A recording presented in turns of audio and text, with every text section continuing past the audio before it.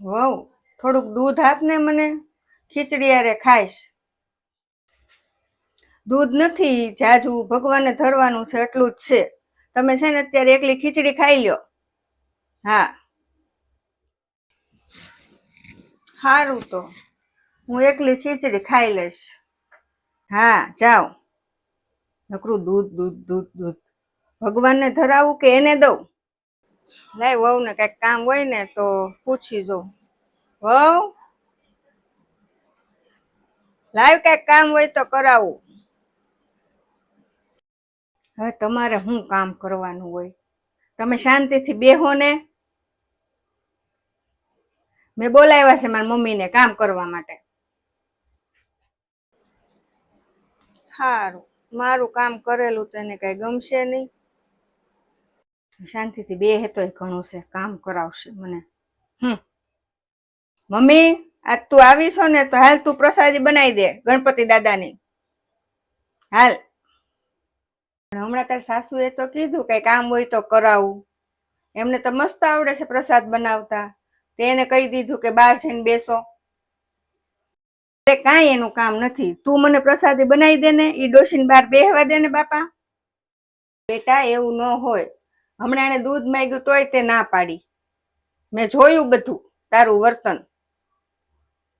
અને આવું વર્તન કર ને તું, ઈ અહીં ન ચાલે. અને આ કઈ તારા પપ્પાનું ઘર નથી, સમજી? આ બધી એની મહેનતનું ફળ છે. આ ઘર એને ઊભું કરેલું છે. એણે ભણાવી ગણાવીને એના છોકરાને લાયક બનાવ્યો છે.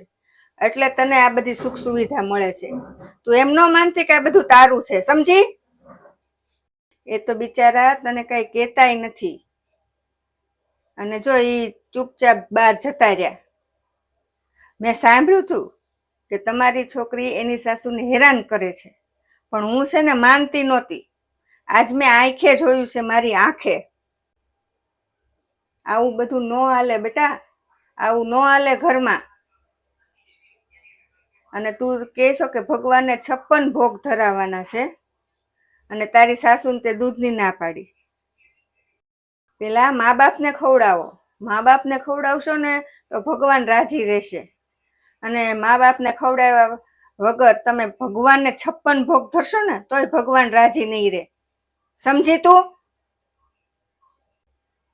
અને આજ પછી જો તારા સાસુ સસરા સાથે તારા આવું જ વર્તન કરવાનું હોય ને તો સમજી લેજે તારા મા બાપ મરી ગયા છે.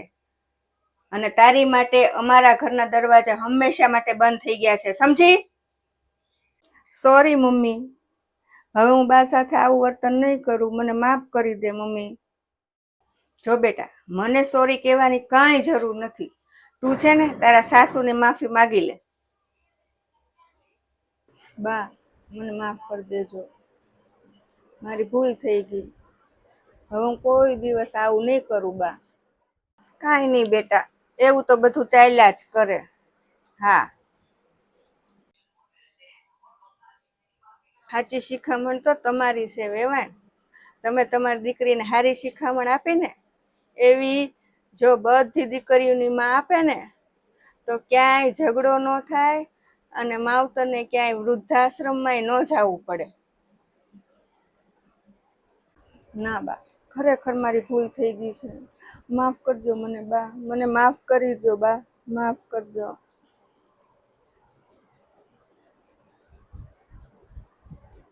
કાંઈ નહીં બેટા, એવું તો બધું ચાલ્યા જ કરે.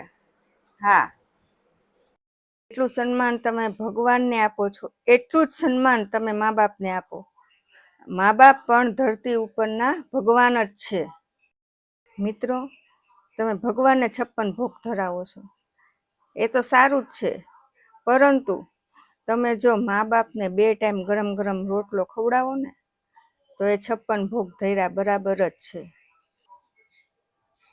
મિત્રો, ભગવાનને રાજી રાખવાથી મા બાપ રાજી નહીં થાય, પરંતુ જો તમે મા બાપને રાજી રાખશો તો ભગવાન જરૂર રાજી થશે. સમજાય તેને વંદન. જય શ્રી કૃષ્ણ. મહાદેવ હર.